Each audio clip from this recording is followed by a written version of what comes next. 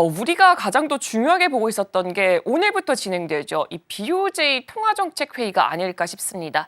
일단 시장에서는 한 25bp 정도 인상할 것으로 예상을 하고 있는데 일단 조금 더 자세하게 살펴봤더니 엔화 투기적 순 포지션이 지난 18일 기준으로 봤을 때 29,400계약의 순매도를 기록을 했습니다.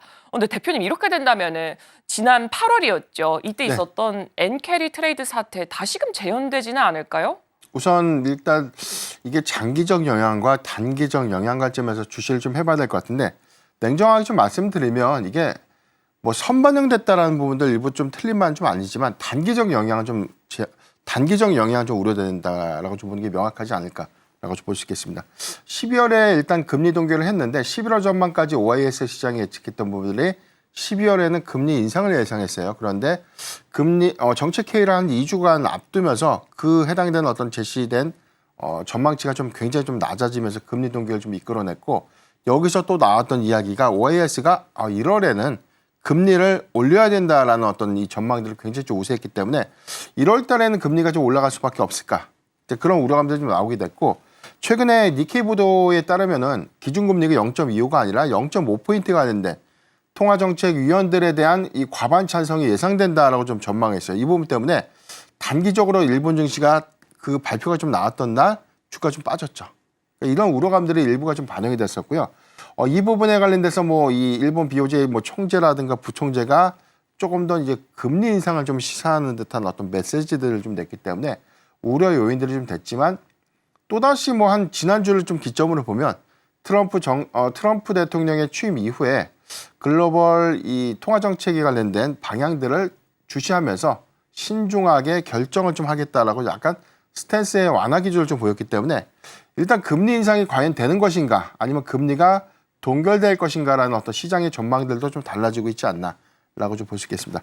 증권사의 전망들도 좀 달라지고 있는데 뭐 첫 번째는 트럼프의 수입청들을 좀 신설한다는 것은 관세를 부과하지 않겠다가 아니라 더욱더 면밀하게 살펴보고 유불리를 좀 따지겠다라는 그런 부분들이 향후에 시장에 좀 부담으로 좀 작용될 수 있는 그런 점들을 좀 제시를 하면서 오히려 관세의 어떤 부과들이 현실화되는 그런 시점에 일본의 통화정책회의가 금리 인상을 그때 시점에 좀 결정할 수도 있겠다는 전망들이 나왔는데 이 부분이 그렇다고 해서 뭐 1분기를 좀 넘기진 않을 것이다. 그런 전망들이 좀 일부가 있었고요.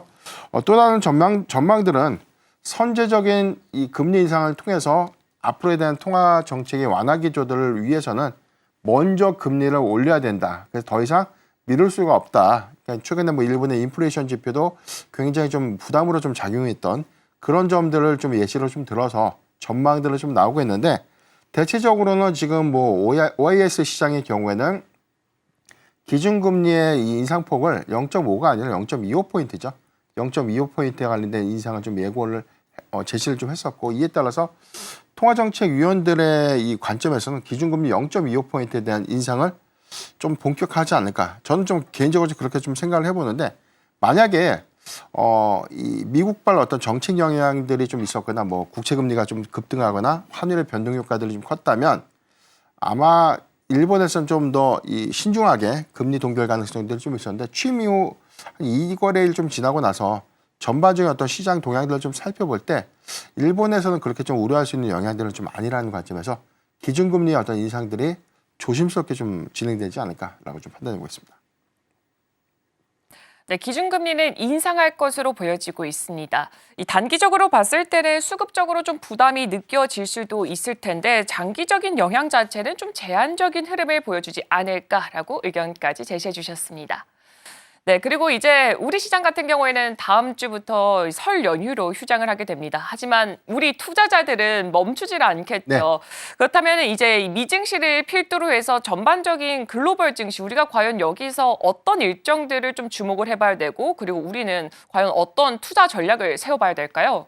네, 이번 주에 관련된 부분들 가장 중요한 거는 BOJ의 금리 동향 인상 여부가 좀 내일 확정이 좀 되기 때문에 해당된 여파가 다소 좀 우려스러운 부분들이 있지만 우리 증시는 다음 주부터 또 설 연휴로 인한 또 휴장을 좀 들어가게 되죠. 이제 미국의 경우에는 그럼에도 불구하고 다음 주에 또 중요한 발표가 좀 있습니다. 먼저 28일 FOMC.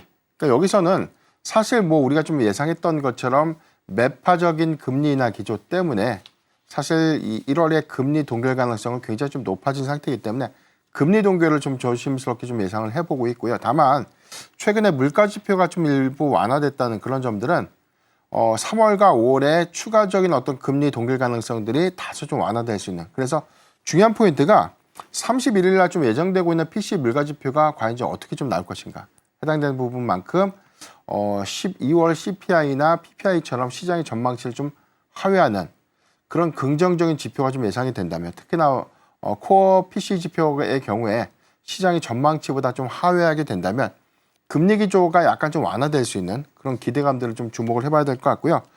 그리고 우리 증시가 좀 쉬어가는 29일과 30일 중요한 이 빅테크 기업들의 실적 발표가 있습니다. 테슬라가 4분기 실적 발표가 있고 인텔과 애플의 실적 발표가 이제 이어서 좀 진행이 되고 있는데, 테슬라의 경우에는 우리가 지난 12월 달에 대한 인도량 하위 조치를 좀 받기 때문에 대체적으로 4분기에 대한 실적 기대치는 좀 낮아진 상태.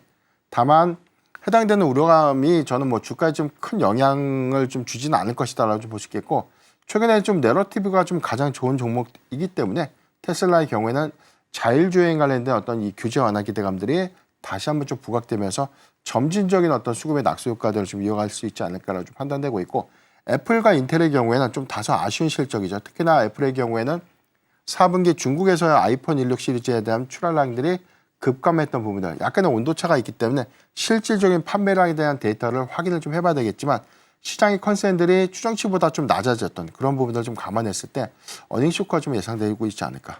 다만 우리가 좀 기대할 수 있는 부분들은, 애플은 어닝 쇼크 때 주식을 사야 됩니다. 우리가 지난 과거에 아이폰 15 시리즈가 발표됐던 4분기 실적 데이터도 동일한 양상은 있었지만 2분기 기점, 그 다음에 2분기 기점, 그리고 3분기 때 해당된 판매량들이 급증했던 부분들은 할인 정책 효과들이 좀 반영됐는데, 올해 1분기에 이미 아이폰 16 시리즈의 대규모 할인이 시작이 됐다는 부분이죠. 이 부분은 분명 1분기의 실적 기저 효과로서 오히려 상승 기조로 좀 이어갈 수 있는 그런 부분들을 우리가 주시를 해보면, 애플은 어닝 쇼크가 조정을 좀 준다면 오히려 매수의 기회를 좀 활용할 수 있겠다라고 좀 언급을 드리고요. 인텔의 경우에는 3분기에 이어서 4분기까지 아쉬운 실적은 좀 예상되고 있지만, 최근에 인텔의 어떤 매각 가능성, 여기다 해서 일론 머스크가 인텔의 인수 가능성들을 좀 시사했다는 그런 점에서는 긍정적인 어떤 수급 기대원들을 반영시킬 수 있지 않을까라고 좀 판단하고 있습니다. 네, 이렇게 FMC부터 빅테크들의 실적까지 한번 주목해 보시면 좋을 것 같습니다. 네, 지금까지 기업공시연구소 변영인 대표와 함께했습니다. 대표님, 오늘도 말씀 고맙습니다.